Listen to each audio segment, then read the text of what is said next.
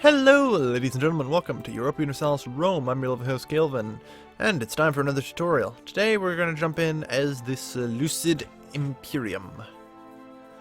Here we are. The lovely, lovely Seleucids. One of the largest starting countries in the game. Alright. Today we're going to be talking about the Monarchial Government. In short, we have the Basilius, his consort, his succeeders, and his council. Now, this is a bit more Crusader Kings 2 style. In this case, you will be playing as the leader and his direct children, and succession laws are a thing. In this case, your past laws are agnatic succession. However, there are others. There is Egyptian succession, one of my favorites, which is interesting. As with the seniority succession, the senior member of the family inherits, but the gender alternates. A king will usually be followed by a queen and vice versa. The succession law will on average be most likely to produce a legitimate heir. Alright, so we have that. One of my favorite successions. These are different from a republic, obviously, as you don't have succession laws in a republic. They're kind of written as part of the republic. You want different succession laws in a republic, you change your government type. In addition, we have a couple of different things. You can progress into a dictatorship to also acquire these. For example, we could proclaim a theocracy, which would change us to a very shitty monarchy, and I don't have any real idea of why we would do that. We can proclaim our ruler as a god, and we can enact gladiatorial games and promote Greek culture. Now, in addition to this will also mean that culture events will be more likely to fire, so keep that in mind. Now, each council position has its varying effects, similar to ones we've seen before with the Republic. You'll actually notice that these five, are in fact these five. Actually, kind of making the technology tab somewhat redundant. But they're important nonetheless, as each person, depending on how much they like you and your heir, will prefer you or somebody else as an heir. Now, this effectively means that you have to keep your council happy. Because if too many councillors back a different heir, then you will have a civil war on your hands. Now, I shouldn't have to go through as to why this is bad, but you know how it is. Wow. That's surprisingly easy. Disappointingly easy. There we go. Force fire to civil war doing that. So, you know, it's not exactly good to end up in a civil war. Try to avoid it, if you can. Now, let's go over what each job and person here does. The Grand Vizier, the right hand of Basilius. Per point of charisma, reduces your maximum war exhaustion, and increases your research points. Per point of Marshal, improves ship construction and regiment recruit speed. In the case of these counselors, it's actually very common to need all three stats, and you have to choose which one you value. If you want more research points, you'll want a Grand Vizier with a higher finesse, for example. For the Chancellor, per point of Charisma, and per point of Finesse. Infamy minus 0.02, Reputation limit increase. Per point of Finesse, Diplomacy success chance, and Intrigue success chance. The Royal Treasurer, per point of Finesse, increases your national tax modifier and trade income. This is a mono stat job, so that's always useful. And the Chief Torture, again a mono stat job. Council in charge of domestic affairs. Your minimum revolt risk, your national revolt risk, and stability cost, as well as population growth. Now, in my eyes, this makes the Chief Torturer the most important person, and you want as much finesse on him as possible. In addition, just as before, we have those we can appoint here. However, you'll notice that they don't belong to factions like in a republic. Though those that like you do tend to prefer your heir. There. Suddenly everyone prefers my heir, and there's not a problem at all. Simple as that. Alright.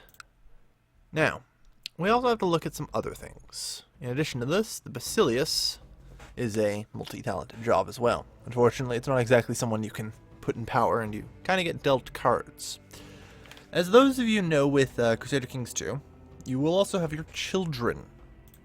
And as they age, you'll get various events and be able to sort of choose their powers. Well, I shouldn't say powers. Abilities. Traits, that's the word I'm looking for. Traits. You'll be able to choose their traits. As time goes on, various events will fire for that. Now, that's the general basics.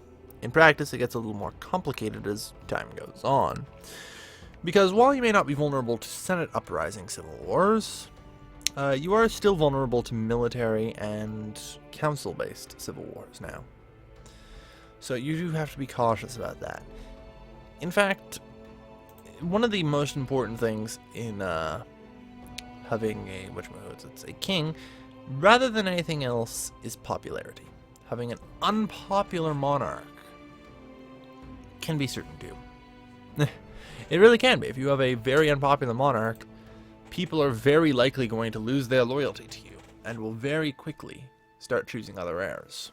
And if at any point in time, less than half of your council supports your preferred heir, civil war will loom. And you will need to deal with it. Now, in addition to this, we also have various decisions. Discourage piracy. Gain 1 stability. Yay. Citizenship for sale. Yeah, sure, why not? And so on. They're very similar, and of course you can always revoke laws. So that part is very similar.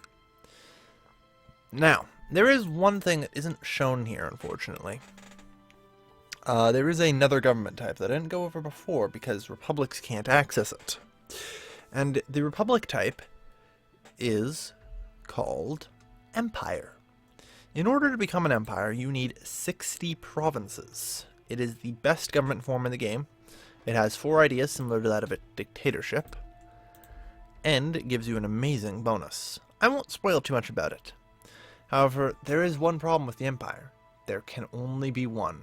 If somebody else has already managed to claim the status of empire, then you will have to reduce them below 60 provinces, so that way they lose their empire government, and I think they revert to dictatorships. I'm not certain.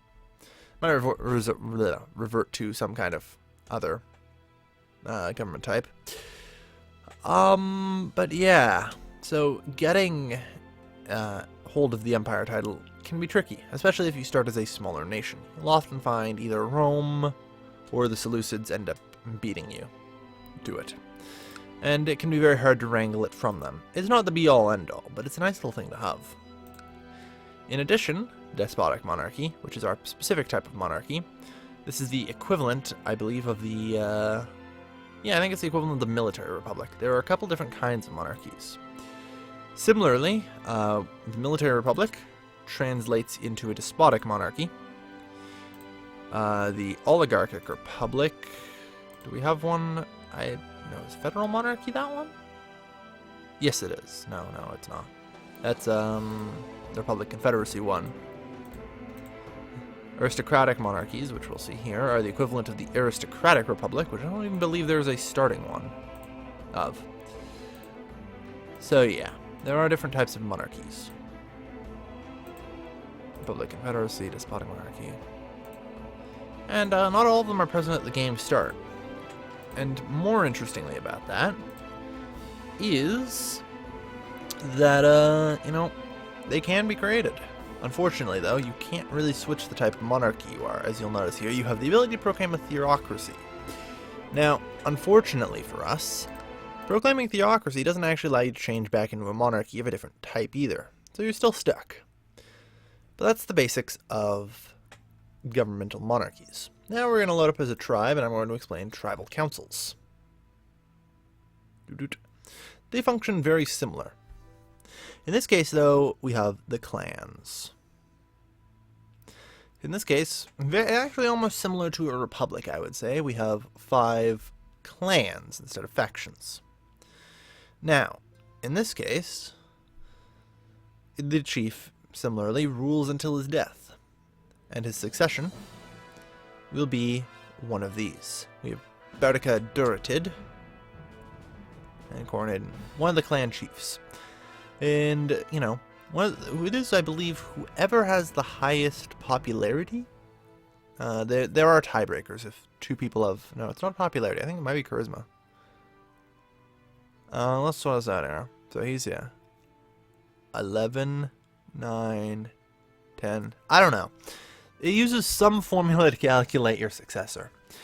And you're likely just going to have them swap between it. You don't really need to worry too much about this. The government is pretty much self-working.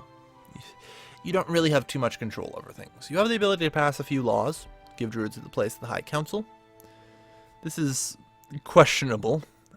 This is kind of useful for omens, but you lose 50% of your research points. The disputes of honor solve themselves. Our ways are best.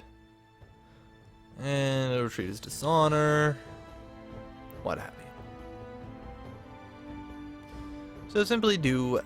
You don't have particularly many laws available as a tribe, by the way, if you couldn't tell. Anyway, as a tribe, it's practically impossible for... There is actually no, like, civil war coming from your internal government. The only two ways that you can have a civil war happen is through a province attempting to break free, or a rogue general commanding the army. Or, I suppose, if you fuck up and imprison somebody. I believe if you imprison the clan chiefs. Oops. I meant to look over it. Character high in line succession might start a civil war. I guess that's another way in which you could theoretically start a civil war. But so on. You'll notice that the clan disappeared, but it will be back. Don't worry about it. It'll just regenerate on the next month. And that's the basics of monarchical and clan governments. Clan is pretty simple, and you want to get out of it as quick as you can, but that is a story for another time. Each clan type, by the way, actually I suppose I can go into it. Military tribe, for example, you only get a single idea, so they're already pretty bad. But it corresponds to a specific two kinds, I should say. As you can see, military republic and despotic monarchy. As I talked about before, those two are abstracted as similar ones. So I suppose if I looked at trade tribes, if there is one, we could figure out what's the abstraction of an oligarchic republic. And I believe there's a religious tribe, but that will just get us aristocratic republic and monarchy. Civic tribe. Military tribe. Yeah. I don't actually... is there no religious tribes? Let's start. Darn. There are religious tribes, and yeah, that's about it. Yeah, I think that'll do it. So with that, thank you everybody for watching. As always, this has been your lovely, lovely host, Calvin, signing off.